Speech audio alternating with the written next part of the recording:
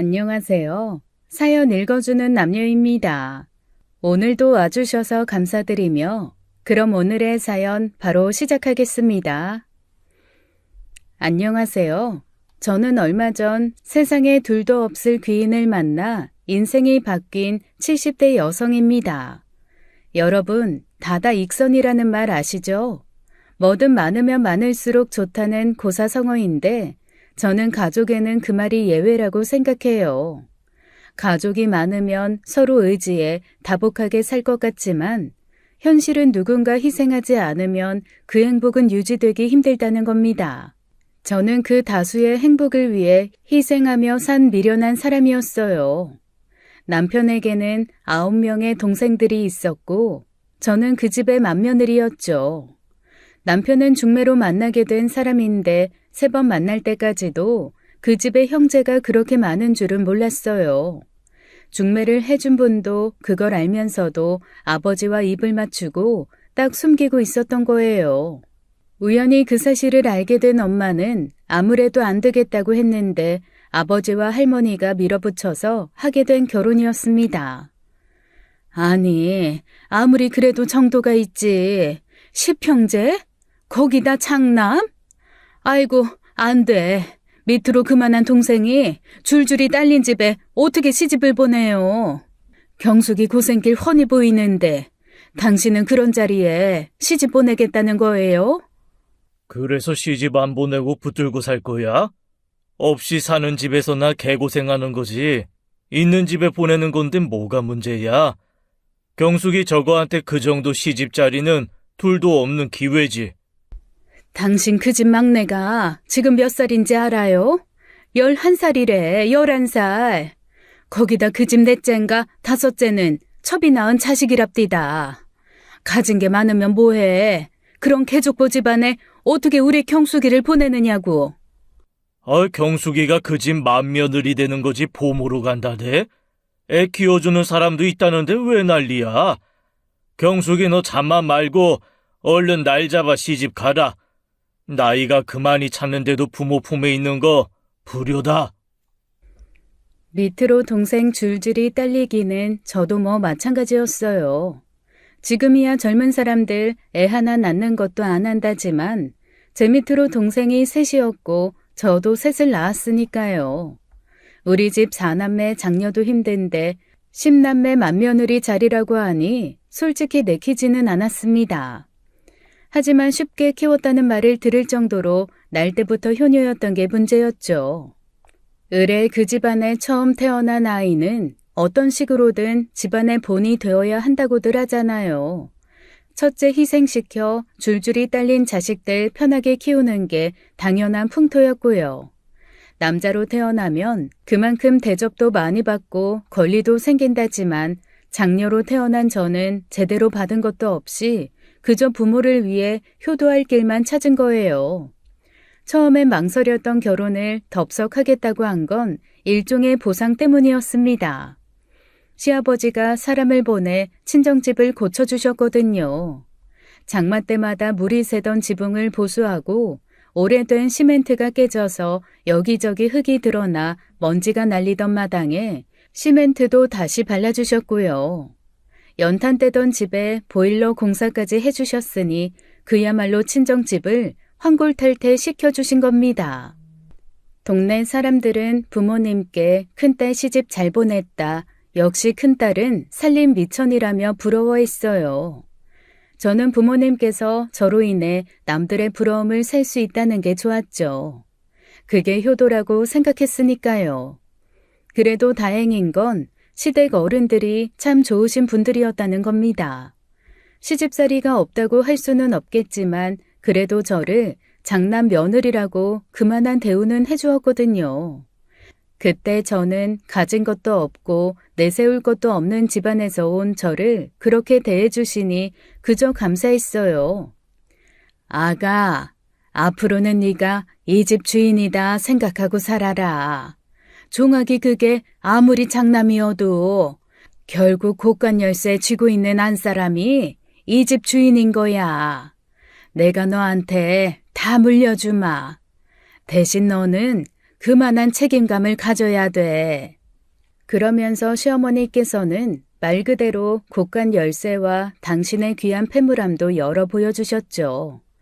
당시 남편 밑으로 딸린 동생 중 성인은 셋째까지였고 넷째부터 10번째 막내 신우는 모두 10대였습니다. 어떻게 애를 저렇게나 낳았나 싶었는데 사실 그만한 여유는 되는 집이긴 했어요.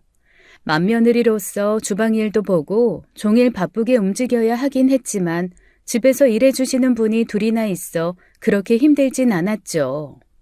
힘들다면 은근히 텃세 부리는 시동생들이었는데 특히 남편 바로 밑 둘째인 신우 성깔이 대단했었습니다. 언니, 참 대단하네요. 뭐가요? 우리 집이 아무리 잘 산다고 해도 10남매 맏아들이라고 하면 직업을 하고 도망갔거든요.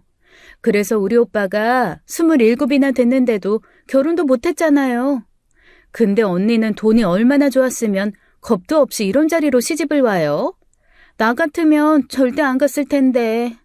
진짜 대단하다고 치켜 세워주기 위해서 하는 소리가 아니라 비아냥거리는 것이었어요. 저보다 나이가 2살이나 많았고 시댁 식구다 보니 솔직히 틀린 말은 아니라 무시했습니다. 그렇다고 진짜 돈만 보고 결혼한 건 아니에요. 남편이 진짜 괜찮은 사람이었거든요. 장남으로 자라 위세 부리고 대접만 받으려고 하던 사람이라면 절대 결혼하지 않았겠죠. 하지만 남편은 데이트할 때도 늘 손수건을 가지고 다니다 제가 앉을 벤치에 깔아주던 사람이었어요. 사소한 행동 속에 배인 다정함을 마주할 때마다 결혼해 볼만 하겠다 싶었던 거거든요. 그래서인지 둘째 신우의 은근한 텃세도 견딜 수가 있었습니다. 게다가 시부모님께서는 위계 질서를 정말 중요하게 생각하신 분이셨어요. 잘난 시동생들도 시부모님 앞에서는 저에게 정말 깍듯하게 해야 했죠. 그리고 그 집에는 부엌일이나 청소를 함께 해주시는 아주머니가 2분이 더 계셨어요. 그분이 자꾸 시어머니도 안 하시는 잔소리 하셔서 결혼 초에는 마음고생도 했었습니다. 어려서부터 제법 음식을 했던 제게 간을 못 맞춘다느니 그릇 씻는 것만 봐도 친정에서 제대로 못 배운 티가 난다느니 트집도 많이 잡으셨거든요.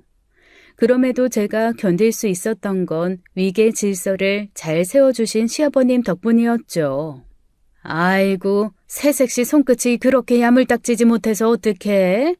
손목에 딱 힘을 줘서 바닥에 먼지를 훔쳐내야지.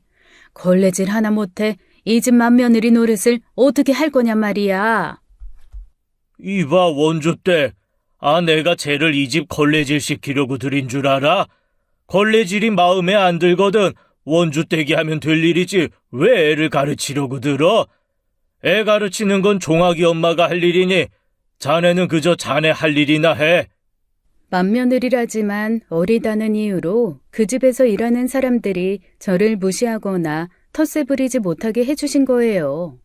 엄마가 염려했던 것만큼 고생이랄 것도 없었고 식구가 많았다 뿐이지 다른 시집과 별반 다르진 않았다고 생각해요. 다만 신경 쓰였던 것이 있다면 바로 그 집에 함께 살던 작은 어머니와 6째 시동생의 존재였습니다. 결혼 전 엄마가 첩이 낳은 자식을 데리고 사는 개족보 집안이라고 했었는데 그게 사실이었던 거예요. 거기다 그 첩까지 같이 자는 집이었으니 남들 보기에 이상할 만도 했죠. 당시에 밥상을 차리면 서로 연결된 방 3개를 터서 모여 먹었어요. 그러면 시아버님과 남자들 위주로 모여 앉은 밥상 하나, 시어머니와 저 그리고 신우들이 함께 먹는 밥상 하나, 그리고 그 집에서 함께 일하시는 분들이 먹는 밥상 하나가 있었습니다. 그런데 시아버지와 첩이자 그 집에서 대외적으로 작은 어머니로 통하던 분과 당시 15살이었던 시동생은 일하시는 분과 함께 겸상했었어요. 시댁에 적응하면서 눈치껏 며칠 지켜보다가 아무래도 이상하다 싶어 남편에게 물었죠. 근데 말이야, 종윤 도련님이랑 작은 어머니? 왜? 응. 식사할 때마다 일하시는 분들이랑 같이 드시는데 원래 그랬어? 아, 원래 그랬어. 누가 거기 앉으라고 한 것도 아닌데 어쩌다 보니 그렇게 먹고 있더라고. 그럼 같이 드시자고 하면 안 돼? 그래도 종윤 도련님도 아버님 아들이고 어쨌거나 같이 살면 가족인데 너무 두 사람만 소외되는 것 같아 보이던데. 글쎄, 그건 내가 참견할 수 있는 일은 아니야. 아버지랑 어머니 사이의 일이기도 하고. 애초에 할머니 때문에 같이 살게 된 거라 아버지도 그 일로 어머니 눈치 엄청 보시거든. 작은 어머니랑 종윤이는 신경 쓰지 마. 그 사람들도 그게 더 편할 테니까. 여섯째 도련님을 낳은 작은 어머니는 아이를 낳을 때부터 그 집에서 살았다고 했습니다. 그때는 남편이 밖에서 애를 낳아와도 남편의 흠까지 품는 게 내조하는 여자의 역할이었기에 애만 데리고 오기로 했다더라고요. 그런데 시할머니께서 어려서부터 한 동네에 살던 작은 어머니를 가엾게 여기시고 집으로 들이신 거였어요. 그러니까 정작 시어머님께서는 그 어떤 의견도 내지 못하시고 그 현실을 받아들이셔야만 했던 거죠. 그 일로 시할머니, 시아버지께서 모두 어머님께 크게 미안해하시며 그때부터 곳간 열쇠를 맡기셨다더라고요. 그래서인지 한 집에 살면서도 시아버지께서 따로 작은 어머니를 부르거나 말을 거는 일도 없었습니다. 작은 어머니는 조용히 방에서 책을 읽거나 바느질을 하며 시간을 보내셨어요. 선해 보이시고 남들에게 피해주지 않으려 하시는 게 눈에 보여 괜히 마음이 가던 그런 분이셨죠. 하지만 남편 말대로 그분에 관한 건 저나 남편이 참견할 수 있는 일은 아니었어요. 그래서 가끔 식사하시라고 권하는 정도의 대화만 나눌 수 있었죠. 그런데 지내다 보니 정작 참견해야 할 일은 따로 있더라고요.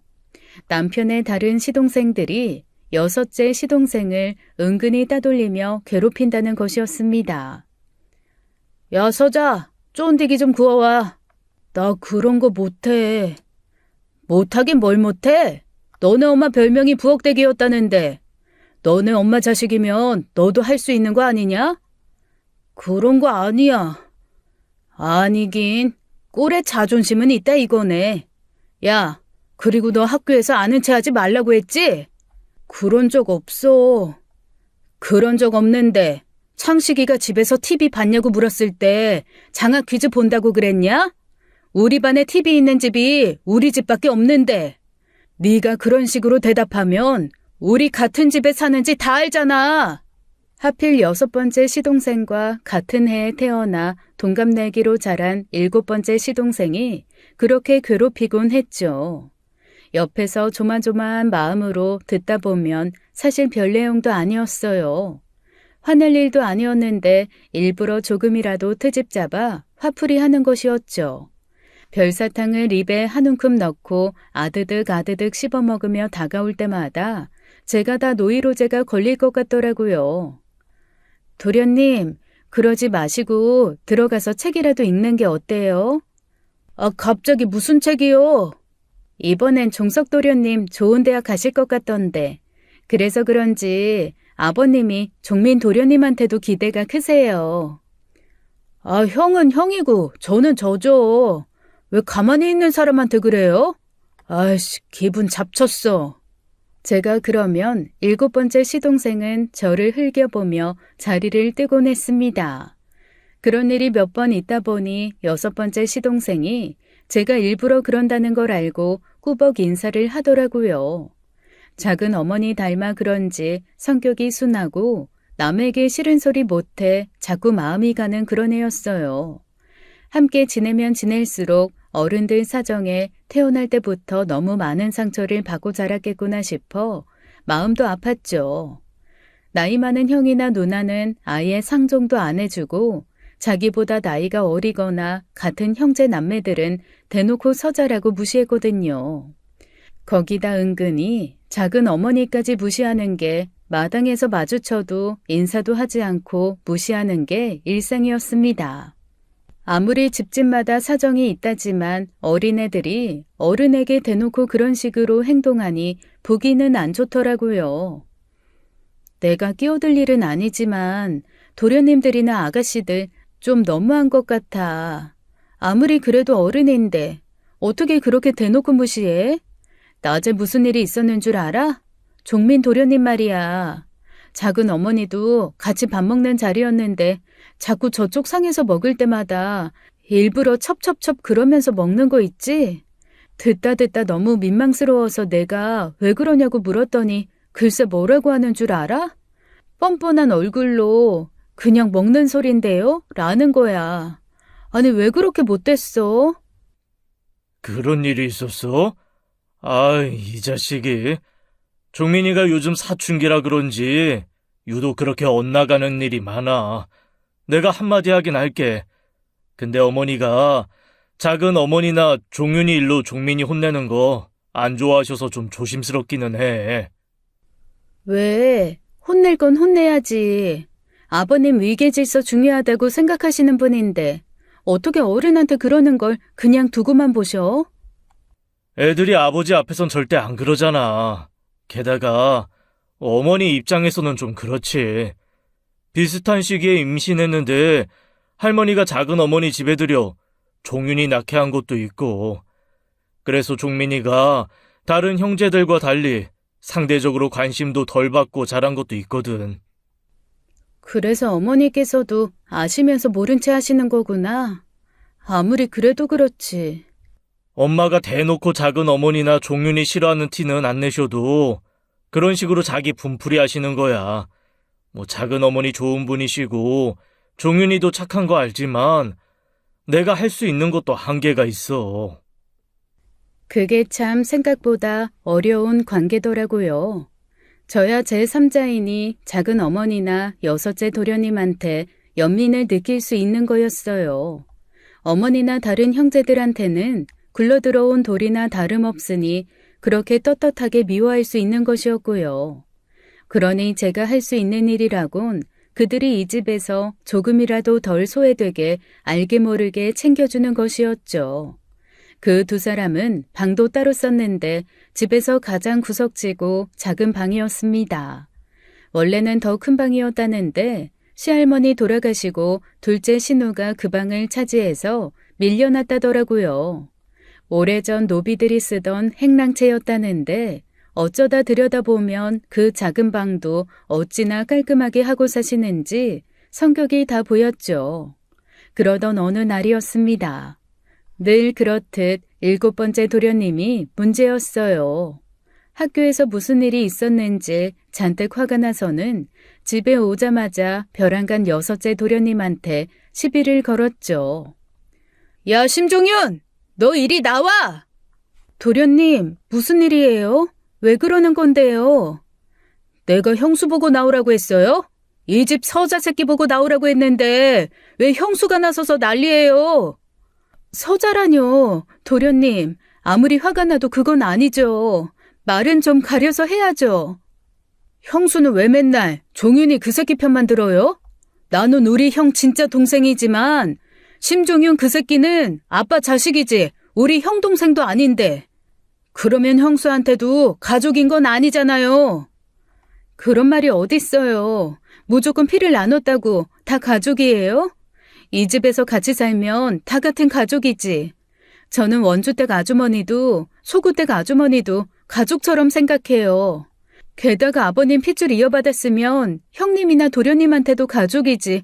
진짜 동생 가짜 동생이 어딨어요. 이씨, 알지도 못하면서. 형수는 알지도 못하면서 왜 그래요? 종윤이 저 새끼가 나 학교에서 쪽팔리게 했다고요. 심종민, 너 지금 형수한테 그게 무슨 말버릇이야? 당장 사과 못해? 못해! 너 이 자식 몽둥이로 맞아볼 테야? 못해! 안 해! 나는 잘못한 것도 없는데 나한테만 뭐라 그러는 형수가 나쁜 거지. 왜 나한테 지랄이야, 지랄은? 지랄? 너 이 자식 이리 와. 그날 남편은 당장 눈앞에 보이던 빨래 방망이를 가져다 시동생을 흠씬 때려주었습니다. 시동생은 마당에 떠나가라 울면서도 절대 사과는 안 하더라고요.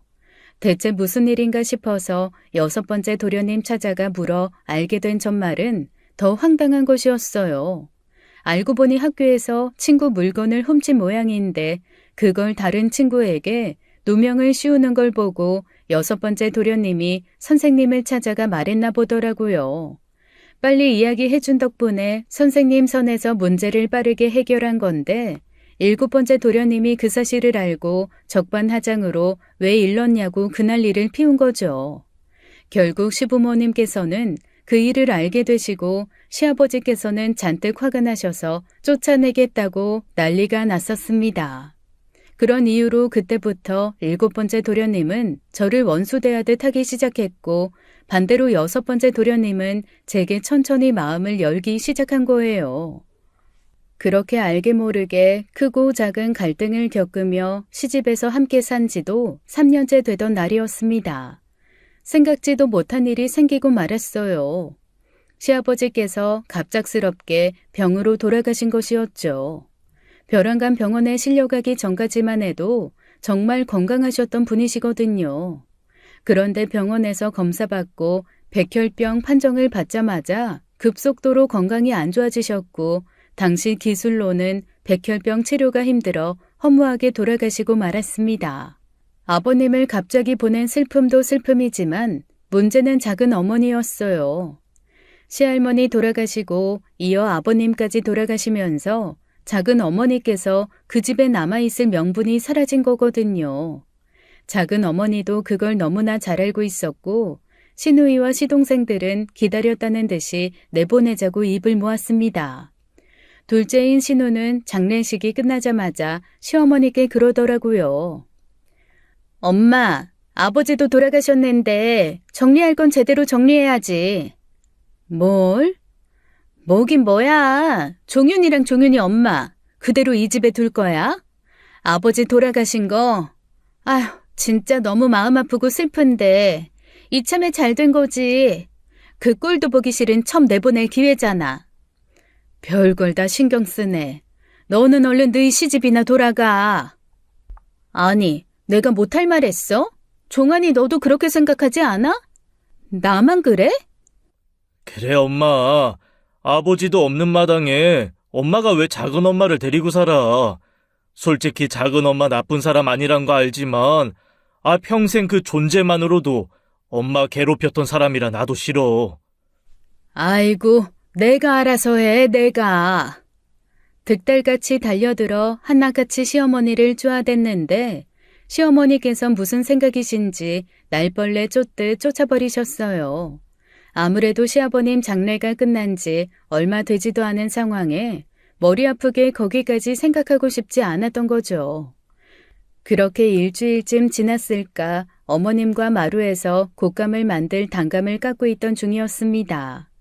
갑자기 작은 어머니와 6번째 도련님이 가방 하나를 가지고 오는 거예요. 무슨 일인가 싶어 쳐다보니 두 사람이 허리 숙여 깊이 인사하며 그러더군요.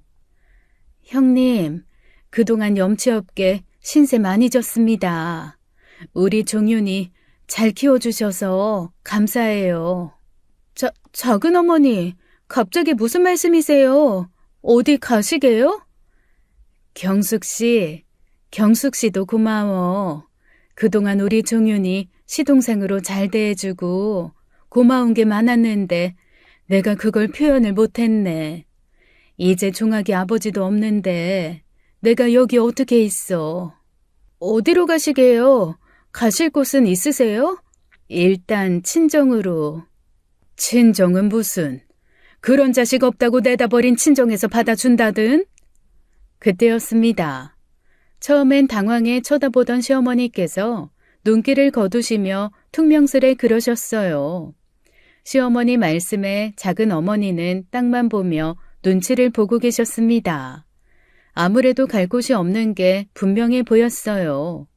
작은 어머니는 혼전 임신으로 동네 망신 줬다며 친정 식구들과 같은 동네 살면서도 안 보고 산 지 오래였습니다. 거기다 형제들은 다 도시로 나가고 유일하게 혼자 남은 어머니도 본인 고향으로 가버리셔서 당시 나고 자란 집은 다른 사람이 살고 있더랍니다.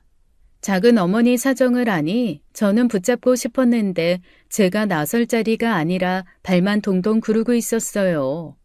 그런데 시어머니가 그러시더라고요. 원수도 20년 가까이 한솥밥 먹고 살면 미운 정 들어서 어쩔 수 없는 거지. 차라리 갈 곳 없으니 제발 좀 살게 해달라 빌기라도 하지. 나더러 가지 말라고 붙잡아 주길 바라서 그러는 거야? 형님, 그게 아니라 저는 정말 형님한테 면목이 없어서. 면목도 없고 염치도 없는데 갈 곳마저 없으니 이 집에 20년을 눌러 살았지. 뻔뻔하게 궁둥이 들이밀고 지키고 있어. 내쫓을 사람 없으니까. 형님. 종윤이 뭐하냐? 네 엄마 모시고 다시 들어가지 않고. 가끔 작은 어머님께 냉정한 모습을 보이실 때마다 칼 같고 무서운 분이라는 생각을 하곤 했는데 시어머니께서는 정말 참 어른이셨습니다. 다른 사람도 아니고 시어머니께서 같이 살자고 하시는데 누가 뭐라고 하겠어요. 시동생들은 시어머님의 선택에 반기를 들며 쳐들어와 아우성을 쳤지만 어머님께서는 귓등으로도 듣지 않았죠. 그렇게 아버님 없는 집에서 저는 두 분의 시어머니와 함께 산 겁니다. 아버님이 돌아가시고 아버님이 생전에 항상 그랬듯이 상당한 재산이 남편 앞으로만 상속이 되었어요. 마을에서도 알아주는 으리으리한 고래등 같은 기와집에 만평이 넘는 전답과 과수원 등이었죠. 그렇다고 제가 부자가 되는 건 아니었습니다. 말이 남편이 물려받은 거지 사실 아버님의 역할을 물려받은 셈이나 다름없었거든요. 대학 입학을 앞둔 6째 시동생부터 그 밑으로는 학비를 전부 책임져야 했고 이미 결혼했거나 할 예정인 동생들 결혼자금도 보태야 했죠. 그것뿐이면 말도 안 합니다. 아버님이었으면 어림도 없었을 일인데 이 핑계 저 핑계 대며 돈 좀 해달라고 그렇게들 찾아왔었어요. 형, 내가 오죽하면 형한테 이런 부탁을 하겠어.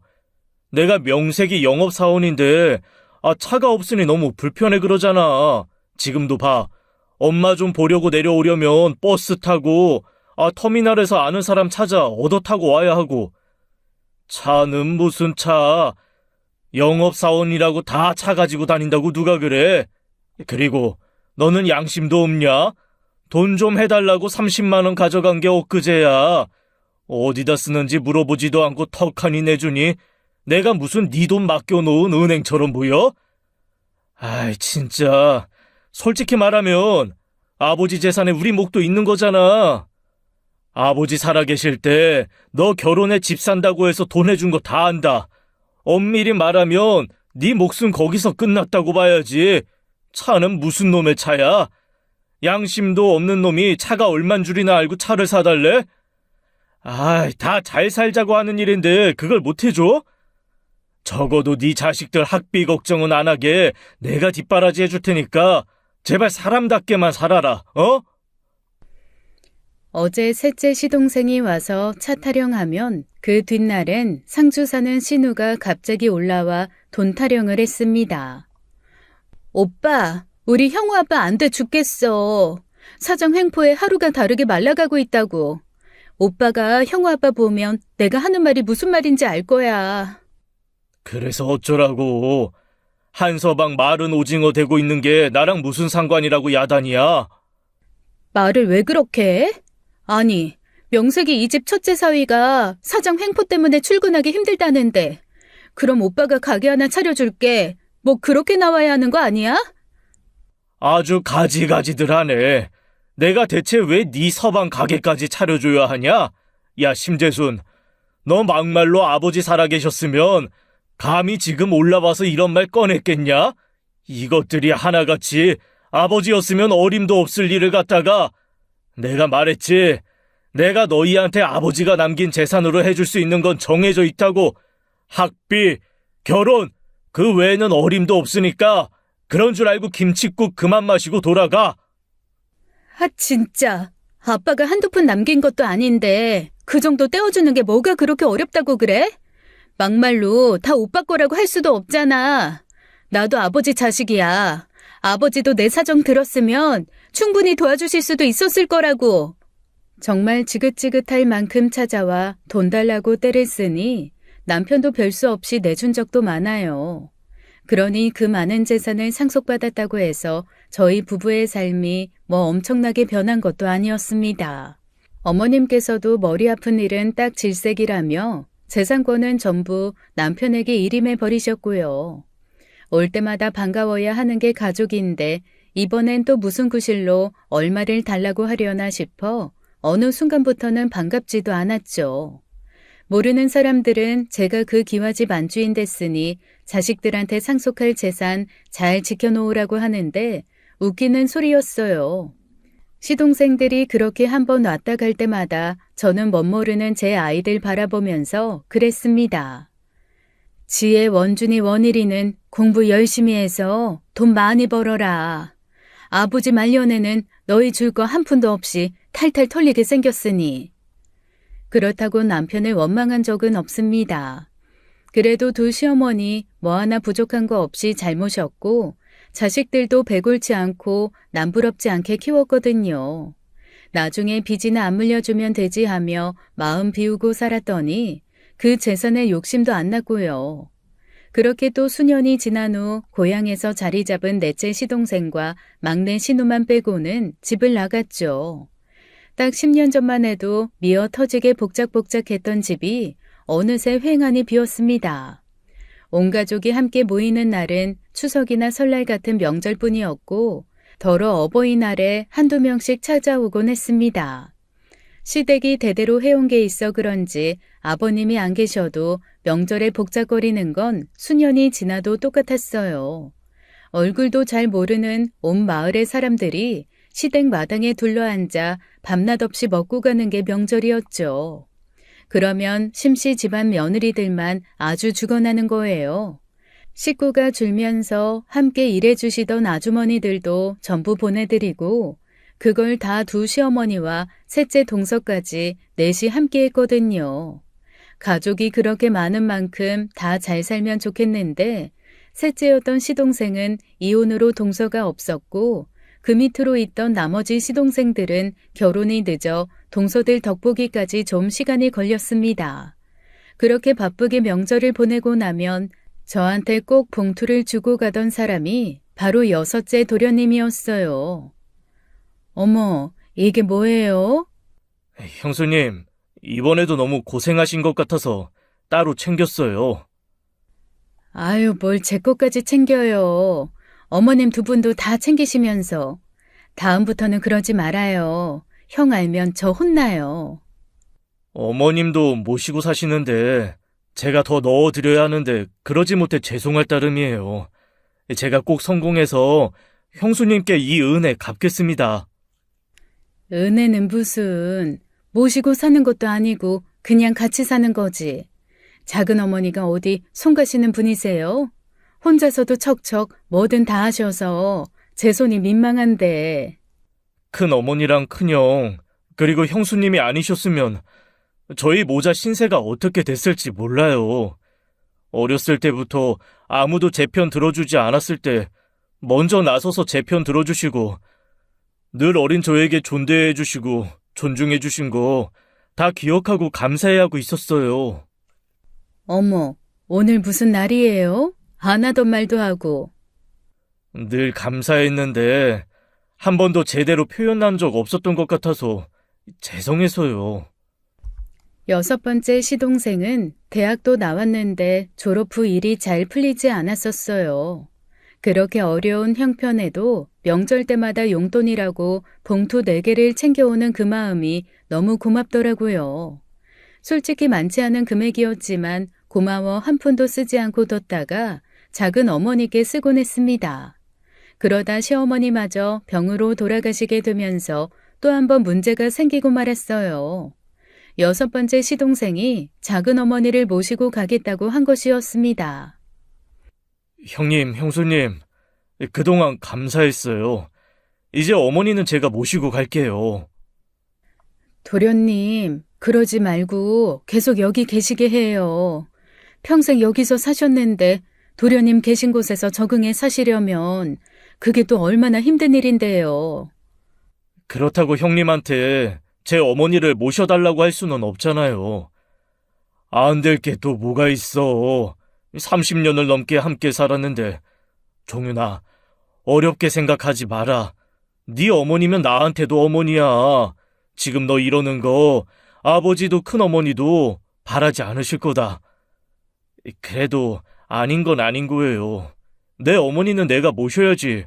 어떻게 형님, 형수님께 신세를 져요. 도련님 결혼 안 할 거예요?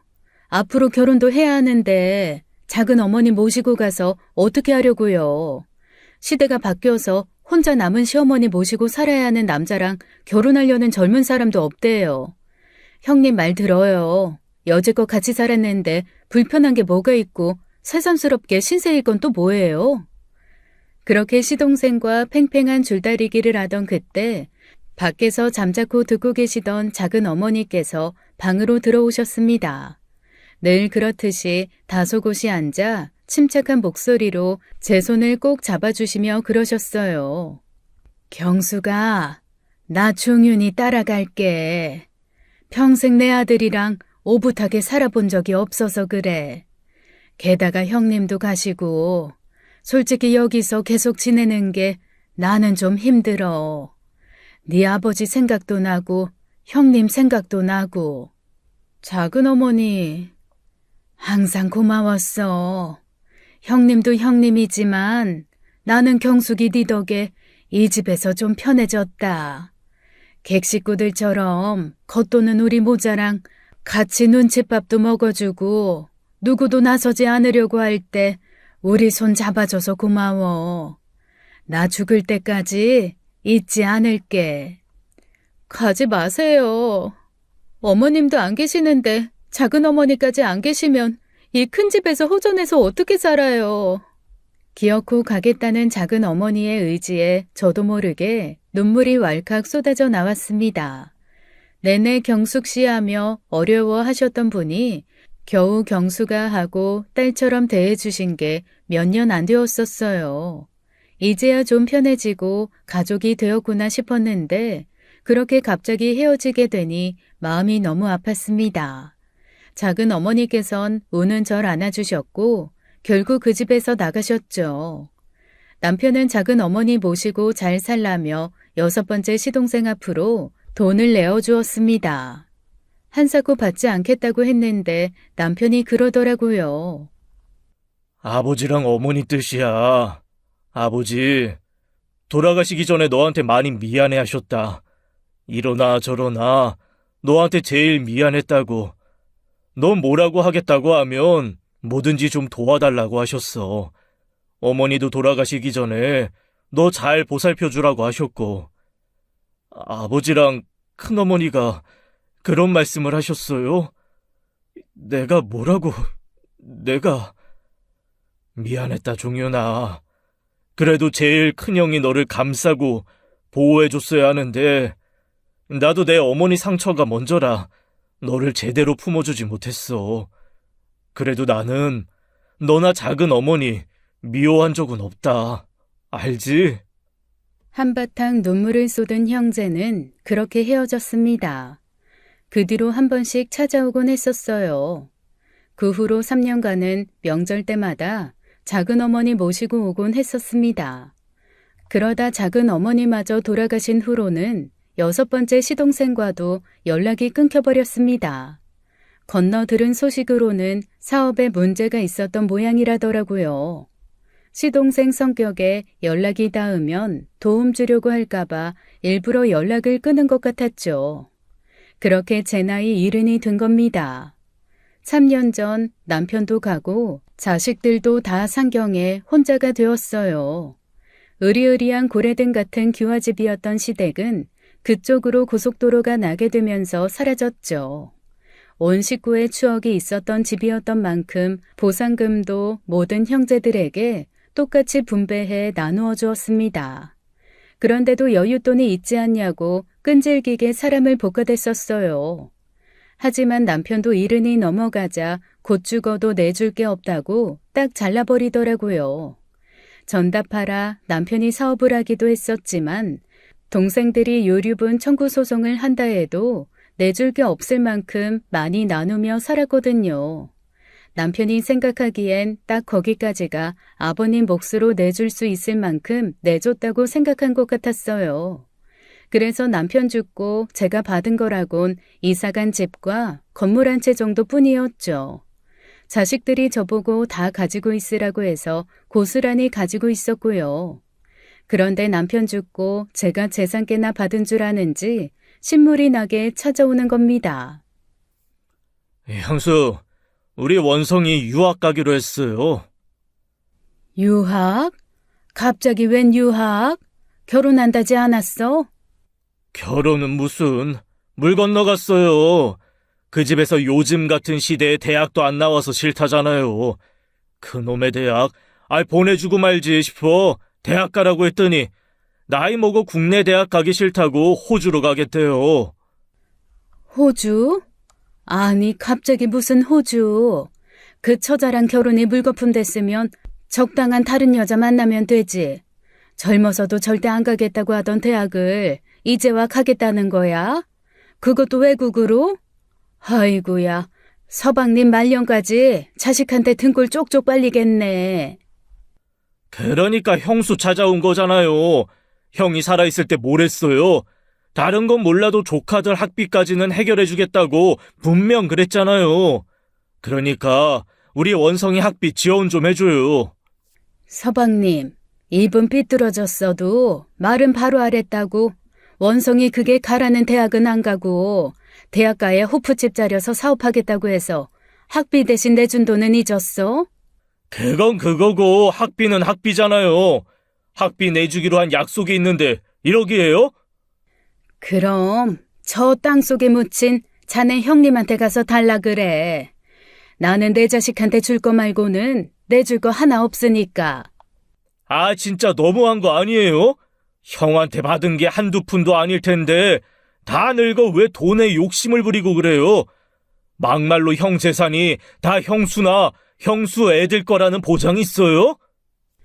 아유, 듣기 싫어 죽겠네. 그놈의 돈. 형님 살아있을 때 뜯어갈 대로 뜯어먹었으면서 작작 좀 해. 사람이 왜 그렇게 양심이 없어? 내가 대골 같은 집에서 10남매 키우고 잘 산다는 집에 시집와서 덕본 게 뭐 얼마나 있는데. 아버님 재산 물려받아 그 돈을 해외여행이나 하면서 호사 부리면서 살았으면 말을 안 해. 그 돈을 뭐 형이 형한테만 썼어? 형을 그렇게 은행 취급을 해놓고. 왜 또 말을 그런 식으로 해요? 사람 무안해지게. 누가 은행 취급을 했다고. 아니, 나도 받을 만큼 받아간 건 알지만 그렇다고 여유가 없는 건 아니잖아요.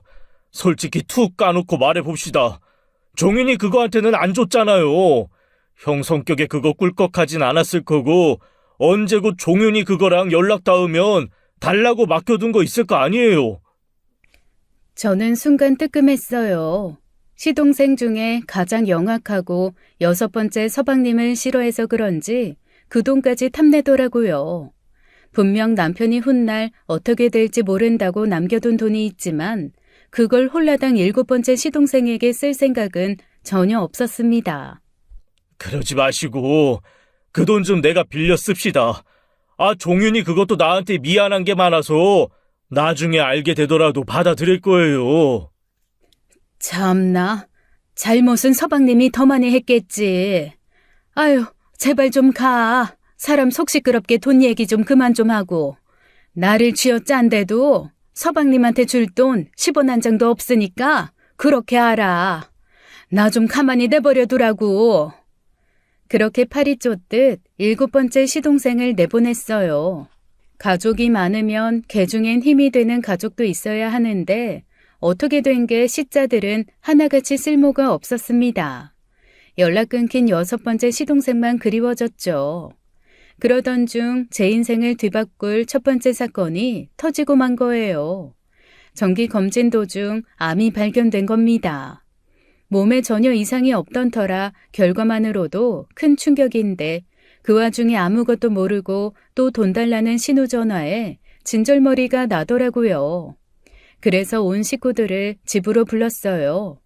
전에 없이 온 식구들을 불러 모아 앉힌 걸 보고 좋은 소식이라도 있나 보다 들뜬 얼굴을 보니 참 허탈했습니다. 본인들이 무슨 재벌가 창업주 밑에서 태어난 줄 아는 것 같았어요. 기대에 찬 얼굴을 보니 얼른 그 실망 가득한 얼굴을 보고 싶기도 했고 어떤 표정을 지을까 궁금하기도 했죠. 오늘 이렇게 다들 부른 건 내가 부탁이 있어서야. 부탁? 갑자기 무슨 부탁? 나는 언니가 우리 부탁 들어줄 거라고 생각하고 온 건데. 역시 다들 실망하는 기색이 역력하네. 근데 그렇게 됐어. 내 코가 석자라 누굴 도울 기력이 안 되네. 나 암이래. 암 3기. 느닷없는 저의 폭탄 선언에 다들 벙찐 표정으로 쳐다보더라고요. 그래도 양심은 있어서 어디가 어떻게 아프냐, 얼마나 됐냐, 그래서 수술하면 좋아진다더냐 묻긴 하더라고요. 하지만 제가 진짜 하고 싶은 이야기는 따로 있었습니다. 굳이 시동생들을 그렇게 모아둔 건 앞으로 돈 이야기는 일절하지 못하게 하기 위함이었거든요. 그래서 나 이제 시조카 봉양 좀 받고 살아보고 싶은데. 조카 봉양이라니, 그건 또 무슨 말이에요? 지혜랑 원준이, 원일이 두고 우리 자식들한테 병수발 시킨다, 그 말이에요?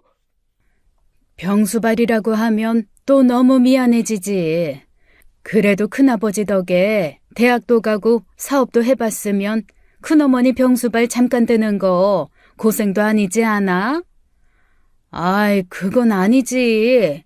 나도 미안해서 같이 못 사는 내 자식들이 왜 언니 수발을 들어? 형수 사정 안 된 건 알겠는데 그건 좀 아닌 것 같소. 자식들이 없으면 또 모를까. 지혜랑 원준이, 원일이 멀쩡히 잘 있고 거기다 다 잘 사는데 왜 남의 자식한테 병수발을 들라고 해요? 맞아. 너무 황당해서 말이 안 나오네. 그치? 자기 자식들한테 병수발 들게 하겠다니까. 저 양반이 지금 암이 아니라 치매에 걸렸나 싶지? 나도 마찬가지야. 지혜 아빠 죽기 전에 동생들한테 그렇게 내주고 겨우 받은 그 재산. 내가 내 자식 두고 왜 서방님들이랑 아가씨들 자식한테 써야 돼? 제가 그렇게 이야기하자 다들 순간 할 말을 잃은 듯 서로 눈치만 살피더라고요. 양심이 있으면 깨닫는 바가 있겠죠. 그런데 끝까지 재산 욕심을 버리지 못한 7번째 시동생이 그러더군요. 아니, 엄밀히 따지면 우리 아버지 재산이었고 우리가 그거 다 포기하고 형님한테 맡긴 건데 우린 정당하게 남은 재산을 달라고 하는 거잖아요. 그리고 내가 알아보니까 유류분? 뭐 그런 게 있어서 법적으로 따지면 유리하다던데요. 나는 그런 거 잘 모르겠고 법적으로 하고 싶으면 한번 해봐. 이참에 계산 확실히 해서 줘야 하는 것보다 더 줬으면 다시 회수라도 하게. 아니 무슨 줬다 뺏는다고? 다들 양심 좀 있게 살아. 형이 살아생전 호구라서 그렇게 우는 소리 다 받아주고 산 거 아닌 거 알잖아. 아버님 일찍 가시고 그만한 역할 하겠다고 애쓴 사람인데 나한테까지 그러면 나중에 하늘나라 가서 형님 얼굴 어떻게 보려고 그래?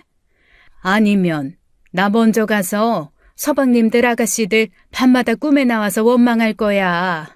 결국 시동생과 시누이들은 할 말을 찾지 못했습니다. 기대와 달랐는지 불만 가득한 표정으로 어쩔 수 없다는 듯 자리를 떴죠.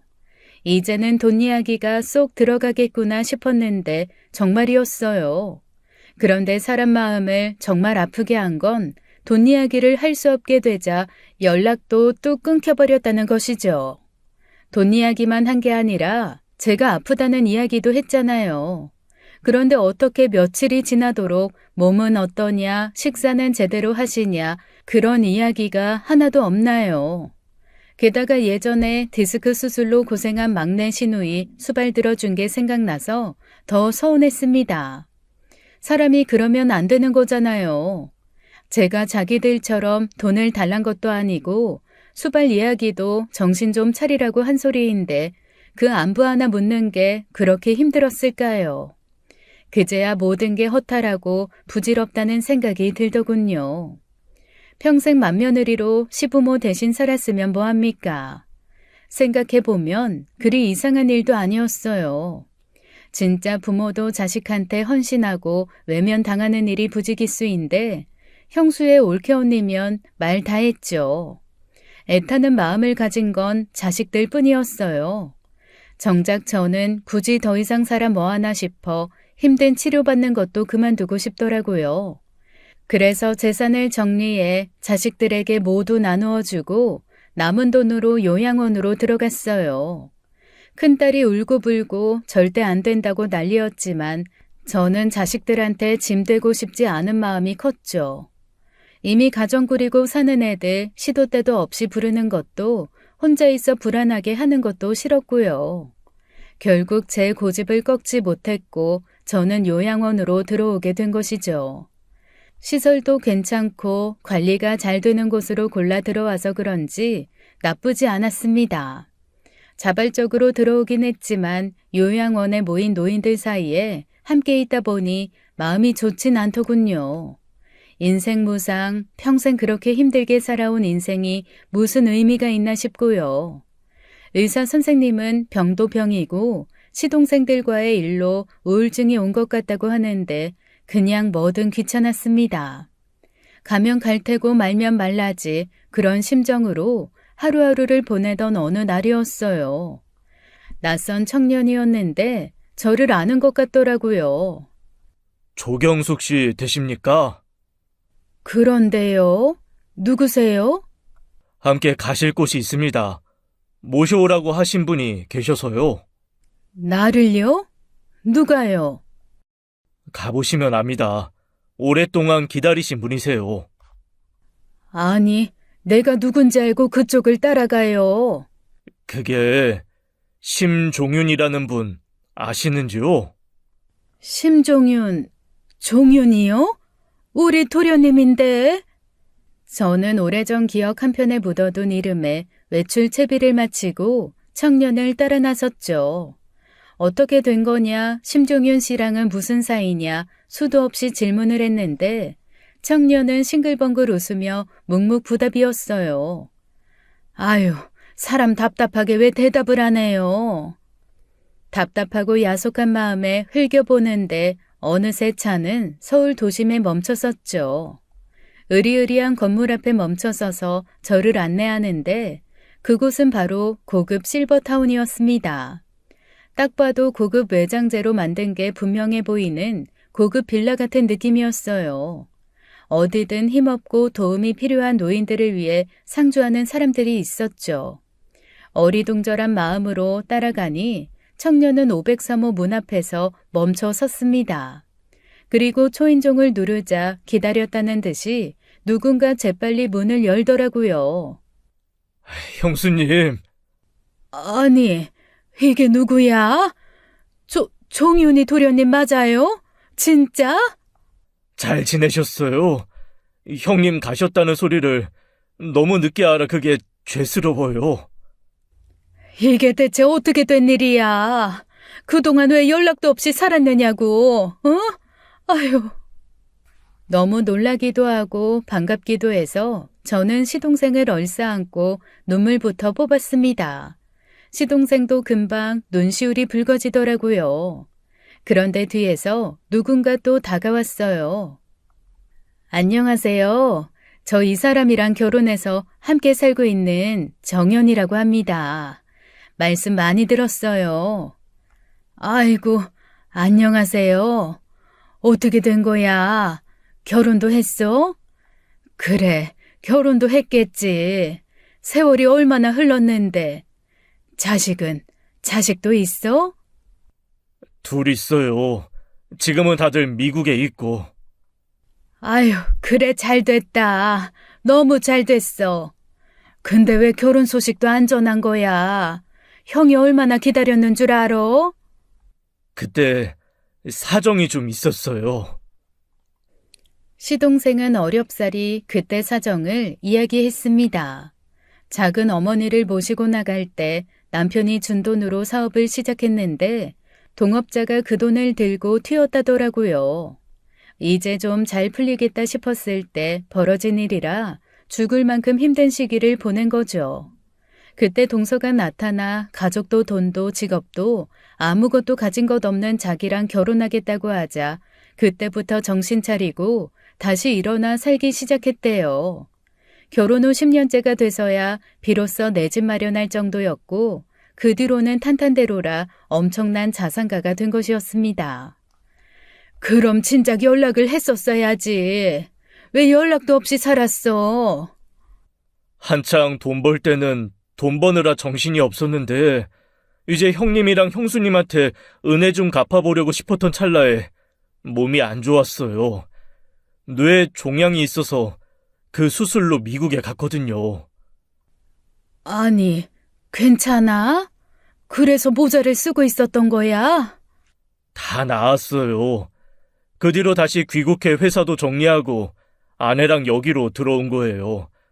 저 미국에 있는 동안 형님 돌아가신 건 나중에 알았고요. 아유, 잘 됐다, 잘 됐어. 이렇게 잘 살고 있었다니 얼마나 다행이야.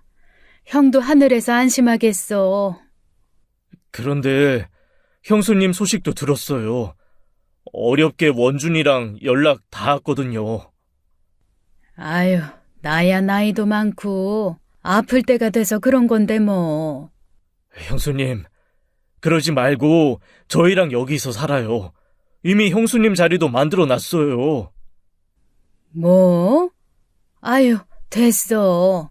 여기 딱 봐도 비싸 보이는데 내가 어떻게 여기서 살아. 형님이 남긴 재산 전부 정리해서 애들 주고 없어. 그리고 지금 있는 요양원도 참 괜찮아. 사람들도 좋고. 제가 형수 요양원에 보내놓고 어떻게 마음 편히 살아요. 그러지 말고 여기 들어와서 치료도 받고 수술도 하고 우리랑 같이 살아요. 아, 이 사람도 말동무할 사람이 없어 심심하다는데 같이 좀 놀아주고요. 아니, 아무리 그래도 이건 아니지. 내가 자주 놀러 올게. 그러면 되잖아. 제발 은혜 갚을 기회 좀 주세요. 저 힘들 때마다 형수님 생각 많이 했어요. 솔직히 큰형도 형수님 같은 사람 안 만났으면 저 그렇게까지 신경 쓰지는 못했을 거예요. 그 집에서 형제들한테 사람 취급도 못 받던 저나 저희 어머니 사람 대접해주신 거 저 평생 못 잊어요. 그거야. 형수님, 제가 이렇게 부탁드릴게요. 6번째 시동생은 제게 정말 간청을 했습니다. 그곳이 탐나서가 아니라 마음이 그냥 무겁더라고요. 평생 은혜 입은 사람에게 그만한 보답을 하지 못하고 사는 것도 힘든 일이라잖아요. 거기다 제 사정이 썩 좋지 않으니 아무래도 신경이 쓰이겠죠. 저를 설득하지 못할 것 같자 제 자식들한테도 연락해 부탁했고 시동생 부부의 자식들 사위 며느리까지 합세하니 이길 수가 없었습니다. 결국 그렇게 시동생이 있는 고급 실버타운에 입주하게 된 거죠. 모든 비용은 시동생이 해결했고요. 솔직히 여기가 무릉도원인가 싶을 정도로 좋긴 했습니다. 시동생은 실버타운 밖에서의 일은 전부 비서인 그 청년을 통해 쉽게 해결했어요. 실버타운은 딱 두 사람이 살기 좋은 넉넉한 평수에 부엌도 딸린 방이었는데 음식을 할 필요는 없었습니다. 아침 저녁을 식당에서 뷔페식으로 먹을 수 있었거든요. 거기다 빨래도 직접 할 필요가 없이 내두면 대신 해다 주니 집안일 할 거리도 하나도 없었어요. 세상에 제가 이런 호사를 누리고 살 줄을 누가 알았겠나요. 게다가 근처에 병원이 있어서 치료도 수술도 너무 쉽게 할 수 있었습니다. 그런데 제 소식을 듣게 된 시동생과 신우가 저를 찾아온 거예요. 발단은 5째 신우의 연락이었는데 수술을 한다 만다 연락이 없어 연락해봤다더라고요. 오랜만에 받은 신우 연락에 마음이 싱숭생숭해져서 시동생 부부에게 그간의 일을 다 털어놓았습니다. 그러자 시동생이 나머지 식구들을 전부 초대하라고 한 거예요. 나머지는 자기한테 맡기라면서요. 그렇게 또 간만에 온 식구가 한자리에 모이게 된 겁니다. 이야, 죽이네. 여기서 지내면 집안일 할 필요도 없이 취미만 즐기고 살면 되는 거네. 이거 완전 대박이네. 야, 심종윤, 내 자리도 하나 알아봐라. 아유, 나도 나이 먹어서 그런지 청소기 미는 것도 손목이 아파서 힘에 부치던데. 여기는 청소도 그냥 해준다지? 너무 좋다. 나는 언제 들어올 수 있는 거야? 오빠 덕에 나도 호사 좀 부리고 살겠네. 이런 데 들어온 거 보면 돈도 많이 번 모양이야. 우리 형제들 다 같이 여기 들어와서 살면 너무 좋겠다. 듣자 하니 정말 기가 막힌 소리들만 하고 앉아 있더라고요. 떡 줄 사람은 생각도 안 하는데 자기들끼리 김칫국을 마시면서 말이에요. 물론 그 떡 줄 사람이 제가 아니긴 했지만 6번째 시동생 표정만 봐도 그럴 생각이 없다는 게 눈에 보였죠. 내가 왜요? 뭐? 왜냐니? 야, 너는 우리한테 그러면 안 되지. 굴러들어온 돌이라 우리한테 얼마나 상처가 됐는데. 그 돌을 굴린 사람은 따로 있는데 왜 저보고 그러세요? 그리고 우리 형제들이라니 내가 그 집에서 살면서 같은 형제 취급을 받았던 적이 있던가요? 야, 너 우리 아버지 밥 먹고 살았고 아버지 돌아가시고도 니네 엄마도 우리 집에서 한참을 살았어. 이제 첩이라고 안 하네. 뭐? 하도 우리 엄마 보고 첩이라고 하길래 종민이 너는 우리 엄마 이름이 첩이라고 생각하나 했는데 내가 언제? 그리고 나한테 밥 해준 사람 큰어머니고 형수님이지 우리 엄마한테 물 한 잔 대접한 적 없는 사람들이 갑자기 떨어질 콩고물 기대하는 거 보니 기가 막히네. 여전히 양심도 없고 사람들이 참 못됐네요. 그러니 지금까지도 그러고 살지. 뭐? 이 새끼가? 야, 너 돈 좀 있다고 우리 무시하냐? 여기서 소란 피우면 바로 경찰 와요. 계속할 거예요. 갑작스레 멱살을 쥐는 셋째 시동생의 태도에도 6번째 시동생은 눈 하나 깜빡하지 않더라고요. 그러면서 나머지 식구들을 천천히 훑어보며 경고하듯 그러더군요. 오늘 이 자리에 다들 모이게 한 건 형수님이 아니라 나예요. 저 역시 이 순간을 고대하고 있었으니까요. 큰어머니가 안 계셔서 다행이네요. 그래도 못난 자식들이어도 이런 모습 보면 가슴 아프실 텐데 결국 말년에 잘 사는 사람이 승자랬어요. 형님, 누님, 그리고 특히 종민이 너 똑똑히 봐. 나랑 형수님의 위치랑 네 위치가 얼마나 다른지. 나는 나를 가족 취급해 준 적 없는 사람들에게 한 푼도 쓸 생각 없으니 다들 꿈깨. 그리고 앞으로도 연락하는 일은 없을 거다. 평생 시동생들 챙기고 뒷바라지한 형수님 생각해서 납작 엎드리고 살아. 양심이 있으면. 결국 분을 이기지 못한 7번째 시동생이 난동을 부리듯 난리를 치다가 경비에 의해 끌려나갔어요. 그렇게 돌아간 식구들은 한 번씩 제게 연락해 6번째 시동생을 설득해주면 안 되냐고 아쉬운 소리를 하더라고요. 그런 연락들은 대답도 하지 않고 바로 무시하고 살고 있습니다. 신기하게도 죽겠다고 마음먹었을 때는 하루하루가 다르게 기력이 떨어지기만 하더니 6번째 시동생 부부를 만난 후부터 치료도 수술도 예후가 너무 좋더라고요. 마치 다시 태어난 기분으로요. 오후에 동서랑 함께 도예 수업을 가기로 했어요. 문득 제 인생을 굽어보니 조용한 듯 하면서 참 파란만장했다 싶어 여러분께 들려드리려 잠시 앉았습니다. 70평생을 살아도 모르는 게 인생이더라고요. 남은 인생은 더 큰 욕심 부리지 않고 그저 이렇게 진짜 가족이라고 할 수 있는 사람들과 오순도순 살다 가렵니다. 지금까지 사연 읽어주는 남녀였습니다. 끝까지 시청해주신 여러분 감사드리며 저희는 다음 사연으로 돌아올게요. 감사합니다.